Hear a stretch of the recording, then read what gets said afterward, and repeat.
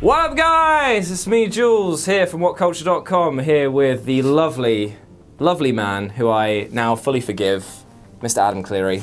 Hello, mate. Hello, Jules. Good to see you. We've got a little bit of gaming news for you today because you may have noticed in the Nintendo conference that some cheeky little chap from the Pokemon company might have said the words Pokemon RPG. Now, I don't know about you, but I'm feeling like... I've not been to bed. You've just been up all night. Literally since those words were spoken, I've been unable to rest or to sit or to lie down. I've been constantly standing up, slightly vibrating. Have you been able to pass liquid? Nope, absolutely nothing. Jesus. I'm hoping this forces it through. Cool, well, I think that we should really get into the mood then for this news piece, so here we go. Hey, there we go. You've got holes in you. I know, green screen and this, but look how terrible this shirt is.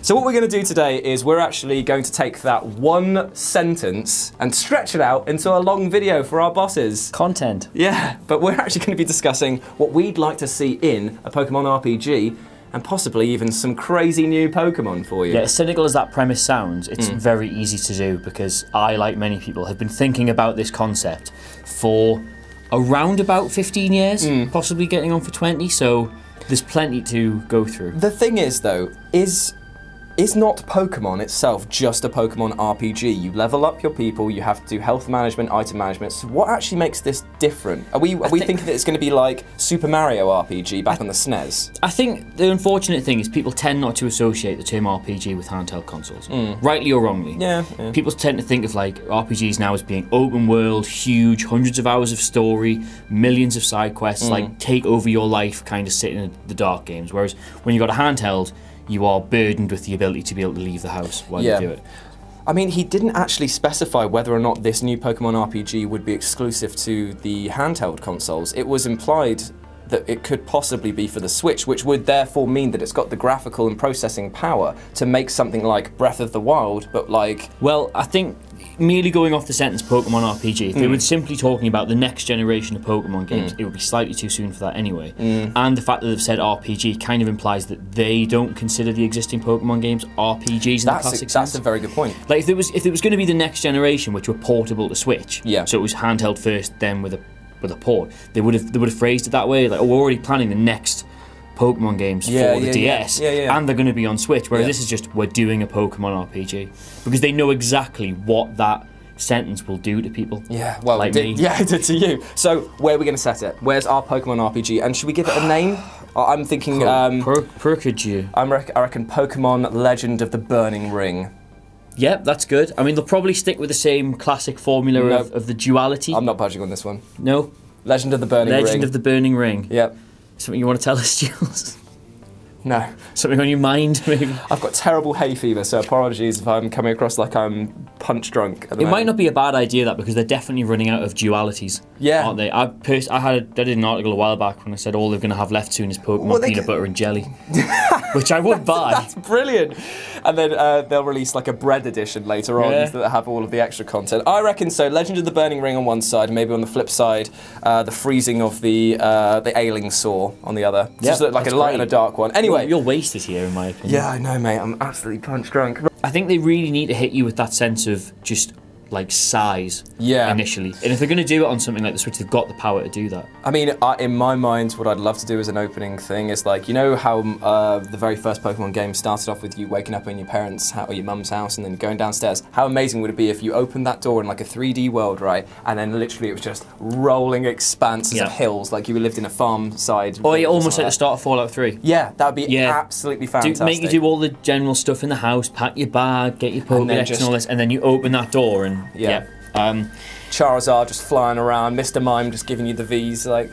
Yeah. I mean, we've got very different ideas for this game, but I mean, they're both good. Yeah. Okay, so what sort of new Pokemon would you add in? Well, again, that's another huge decision they're going to have, because if you saw the success of Pokemon Go, despite having a pool of like, even I don't know what we're at now, like 700, 800, they chose to stick to the tried and tested 151, very familiar, and people went mad for that. Like, the amount of people who bought that game versus people who've actually played a Pokemon game was huge.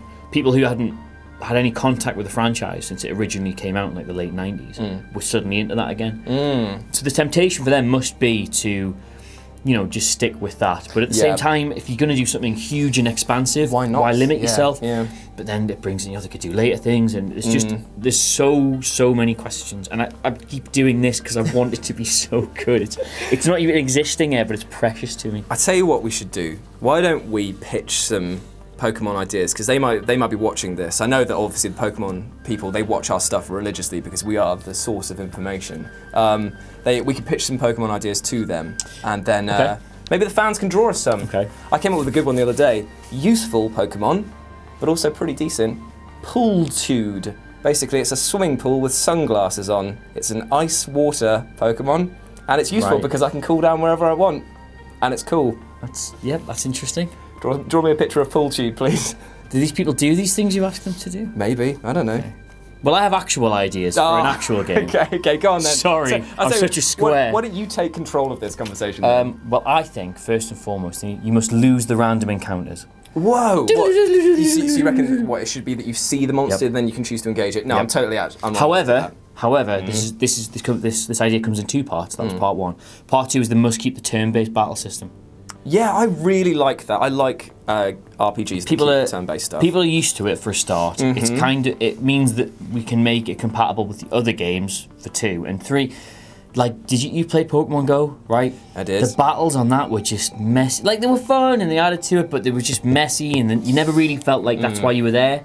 Like, granted, the game was about going out and catching Pokemon, but people still love that battle element, and it was just kind of a throwaway element of it. See, now I'm going to throw a curve Pokeball into this. I'm thinking, I'm really annoyed I laughed at that. What if we did drop the turn-based combat and instead had a fighting system that was like Pokken? You know, the Tekken that is the Pokemon fighting game that's out. That would be insane if basically you encountered something and it went into a kind of more simplified fighting game. I would like that. Yeah, I mean, but they're bringing out Pokken anyway. I know, but then they're obviously introducing it for a reason. They might just be like, testing the water. Maybe. I mean, I think I'm a purist in this element. So basically, we're on two sides of a different coin here because it's turn-based on one side and real-time fighting on the other.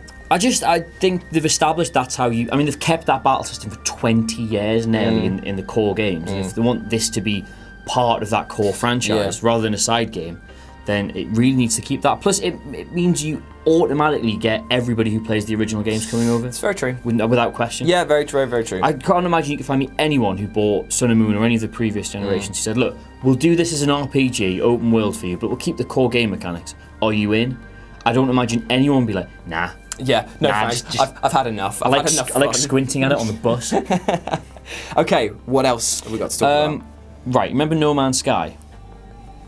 Remember how they promised us other players in real time and they didn't do that? Yeah. They need to do this. Yeah. You need to find people, actual people wandering around with you. Yeah. Not too many, don't flood it. Yeah. There should be like a max limit, but every now and then you should be able to encounter actual other trainers. That'd be fun. Well, I'll tell you why that'd be fun. Because battling the in-game trainers on Pokemon games is tedious. Yeah. Because for some reason you seem to be the only player in the whole world who figured out you can carry more than 2 of them at any given time. I love that. It's kind of like, well, my 2 have done. It's like, dude, you've easily got enough for another 4. Hey, I hope you're not going to be able to beat my Jigglypuff. I've got nothing else. Go Metapod, Harden. You'll win this one. Go other Metapod. I have no idea what I'm doing. So imagine every now and then it's an actual person who might give you a hiding. So almost like Dark Souls in a way. You get like an invader come in. Yeah, to your kind world. of. So basically, it's like you've got like AI, it's got AI trainers, and then also then for some reason this other person will pop in and be like, "Ha! I'm a real person. I'm gonna whoop your ass because I've got a whale lord or a Pooltude." Well, that other one you've heard of. Yeah, I mean the thing about doing the Switch is it's going to be internet connectivity with it as standard. It's probably the main things of it. Now it's portable, yes, and people will take it with them, but by and large people are going to play it at home. Yeah, I'd say so, unless they can considerably expand the battery life. Exactly. So it's going to be at home. It's going to be connected pretty much every time you're playing it, which was one of the downsides of the DS, and Nintendo did very well to actually incorporate online elements with the previous Pokemon games. There's always a load of good stuff you can do, but by and large it's a portable, so you probably spend half your time playing it outside, half your time playing it inside, so they never made the game dependent on them, understandably, and you never became dependent on them because you never had access to them. I definitely agree that multiplayer needs to be a huge aspect of this game, because if it's on the Switch, you've obviously got the 2 Joy-Cons straight away, so you're itching to tell me what's in your mind. Not just having players sort of come into your world, they need to add loads of mini games. Yes, like they did with Pokemon Snap. Yep. And Stadium. Pokemon Snap and Stadium had some of the best multiplayer, like little bits on it. Definitely agree with that. What multiplayer? Oh God, anything. I would hundreds of just ridiculous little games. You can use your Pokemon and it makes slightly better, but you can have friends play with you, and it's just. Would be great. I'd like to see the Diglett ring toss again. That was always my jam. I like that one. I mean, imagine that as a sentence to someone who's never played Pokemon. I'd like to see the Diglett ring toss, please. Yeah, draw that. Whew. Yeah, the saucy Diglett ring toss. Yeah, if you're getting the pens out, draw me and Jules at the Diglett ring toss World Championship. And then just draw one of me, maybe like a father and son picture. That'd be nice. Gooey dad. Yep. The graphics, right? Please Nintendo, do not try and make this look like hyper realistic with like glossy, smooth 3D animations. Don't do it. Like another thing Breath of the Wild did, and Zelda games have always done this, is they don't go for like the best graphics. They pick a distinctive art style and stick to it, and it looks gorgeous. The Breath of the Wild art style would work really well with the Pokemon 3D Pokemon RPG. It would look absolutely incredible. Like that sort of not cel shaded, but kind of flat coloured stuff would work really well with that. I think the idea of a hyper realistic Rattata or Pikachu actually is quite disgusting. Well, again, they did that with Go, and obviously I'm still paying my data charges for playing Pokemon Go last summer, but. Are you actually? Slightly. Did you actually go way overboard? No, ma'am. Minge. A really striking visual look, I think, is really important to it, because every time, and not even Pokemon Go, like the times before where they've tried to put Pokemon in the real world or do it in 3D, it always looks kind of cheap. Yeah. And kind of nasty, whereas when they moved the handheld games into 3D for the first time. Obviously, they didn't have the power on the handhelds to make it look hyper realistic, so it still maintained like an element of the manga style and the anime style, and I thought that looked really nice. Yeah, so don't go overboard with the processing power. Go overboard in every other aspect, but scale it down for the graphics, please. That's what we're asking. That's what I would like. I think the main problem Nintendo are going to have here is expectation, because I said because that's definitely not been raised clearly. Well, not by me, obviously, but. I mean, I said before Pokemon Go came out, if they ever do something with Pokemon that gets it off the handheld and makes it more open world, they're going to stop society. Now, I didn't realise they were going to make it as a mobile game and literally stop people from working. Yeah. I thought they would just do it on a bigger console. But if we saw the impact that had, people are still so excited to engage with this as a franchise. The more accessible you make it, and the more fun you make it, and the more... handhelds are kind of by the by now. They're a very niche product for people to have. Yeah, I mean, now that they've got this Switch and now that it does have this portability, it kind of is relegating the usefulness of the 3DS, because it's like they have the same sort of battery life. I know that you can get more out of the 3DS, but on intensive games it does drain it fairly quickly. So it's kind of like they are moving into this thing where they are walking around with a powerful console. They can do so much with it now. The expectation levels are going to be huge, especially because of Pokemon Go. I mean, I think even from a business point of view, they're going to be expecting probably not that kind of like sales and like playman. What's the gaming term for the amount of people that play something? Player base. Player base. There you go. They're not going to quite be expecting that, simply because everybody had a mobile phone already. Yeah. But I mean, I've sort of looked in and out with the idea of getting a Switch. I played on one a couple of times. It's great. Yeah. But the titles that have been there haven't really grabbed me yet. Breath of the Wild was nearly enough to push me. Like, if this looks anything near as good as it can be, people will make the purchase, I think, just for this alone. Well, you'll have to find out on our E3 coverage of Nintendo's conference and Treehouse stuff, which is coming out later on today. It's a nice plug for the other guys there. Well done. Doing the favours.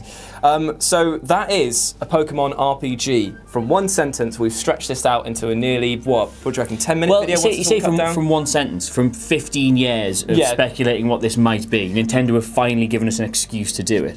15 years of kindling and Tinder and one sentence, which is one a map. sentence. Yeah, that's what it's done to us. Well, as you can see, we're very excited about the prospect of a new Pokemon RPG. Let us know what you think about it in the comments below. And as always, send us pictures of cool, was it Pool Tood? And of me and Cleary. Diglett Ring Toss World Championship. Yeah, send us pictures of that, that'd be sweet. And then don't forget to like, share and subscribe as you do. You know the drill by now. And as always, I've been Jules. I've been Adam. And we'll see you soon. Bye.